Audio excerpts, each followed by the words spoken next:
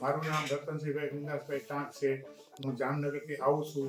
મને મણકાની તકલીફ હતી તો મેં દીપેશ કક્કર સાહેબને મેં બતાવ્યું છે અને પીપી માણી હોસ્પિટલ છે એની અંદર હું દાખલ થયો હતો અને સાહેબે મને બતાવ્યું અને ખૂબ સારી સલાહ આપી. એટલે મને એમ હતું કે હું 75 વર્ષની ઉંમરે મને આ તકલીફ છે મણકાની, તો આ ઓપરેશન કેવું સુધરે કે ન સુધરે, પણ સાહેબે મને સલાહ આપી અને ઓપરેશન એટલું બધું મસ્ત થઈ ગયું છે અને કોઈ જાતની તકલીફ નથી. હું હાલું ચાલું છું અને સારી રીતે, અને સગવડ બધી સારી છે, સ્ટાફની સુવિધા સારી છે.